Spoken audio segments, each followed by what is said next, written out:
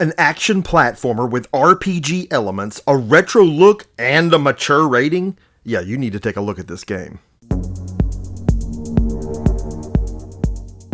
SKELETHRONE, Chronicles of Ericona is a visually appealing Metroidvania Soulslike that blends platforming and RPG elements in a dark fantasy world on the brink of certain doom. And I want to apologize in advance for the overused buzzwords, but this is a Metroidvania Soulslike, it just is.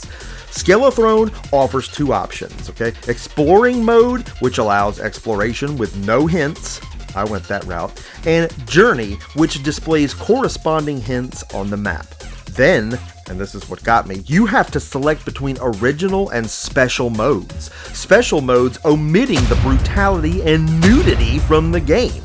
Original mode is just what it says. It's a Metroidvania with nudity. I'll allow it. So let's get into the game. This is a mix of action-packed combat and strategic decision-making, the bulk of that seeming to lie in the character builds. We'll get into all of that. The combat system is cool, okay? It's responsive, fast-paced, and lethal, as the enemies are all dangerous in their own way. There's no ankle biters in this game, alright? You do have magical abilities and ranged options, but a lot of the fighting is just toe-to-toe. What sets the game apart is its ambiance. The world is dark and the music is foreboding. Even the overworld areas are in ruin and covered in death. The whole game so far is just a mood. Players must carefully manage their resources, know when to walk away, and strategize to use the environment to their advantage. The difficulty curve is somewhat steep, but not the worst I've seen. This game takes a couple pages from the Dark Souls playbook, both in its enemy difficulty and in the leveling at bonfires. The bonfires allow you to spend your essence points leveling your stats, and they replenish your health, resources, and save your progress. Are any of you Dark Souls or Souls-like aficionados? Comment below and let me know, because you know that I love getting a conversation going with you right here on the show. Now that brings us to the stat progression itself, okay? It really is a major highlight. The customization system allows players to advance their character skills and abilities to match their playstyle. For instance, I'm heavy on strength because I lean in hard on offense. That's just in any game, it's just the way I am.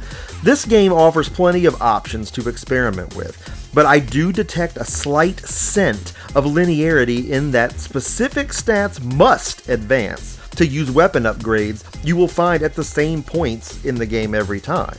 You'll see under the weapons icons that denote the stat requirements to use the items, so you can kind of see what you need to level at the bonfires. But the game pushes back off of that with this massive skill tree you'll find under the Knowledge tab in the menu for leveling health, stamina, ether for special attacks, and more. So it's a matter of learning this build system, and there appears to be lots to tweak and experiment with here.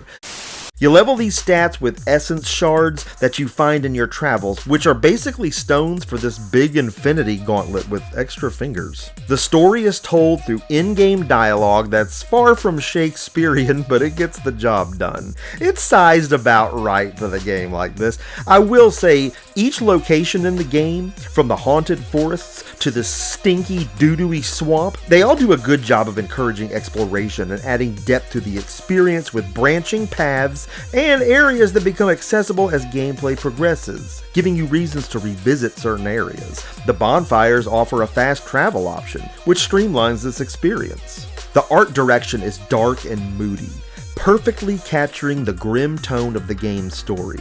Each environment is well crafted, with depth in the foreground and the backgrounds, real attention to detail that helps bring the world to life.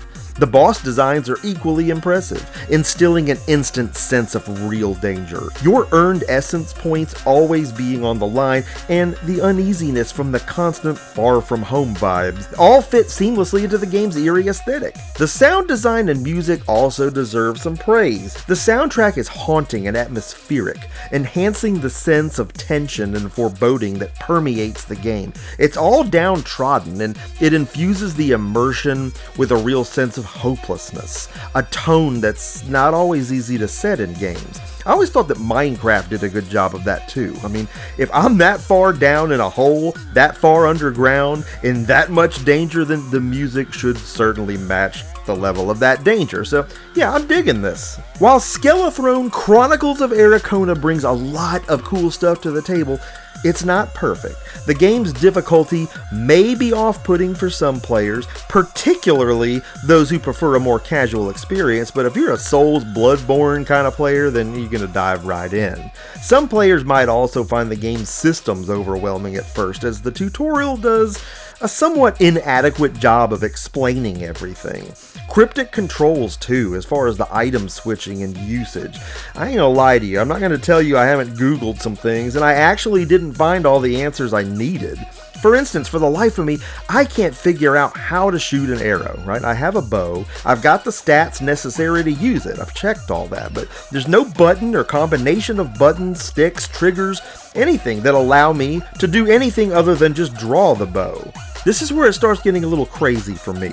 Online forums only reference the mouse controls on PC, and we're looking at the Nintendo Switch version right here.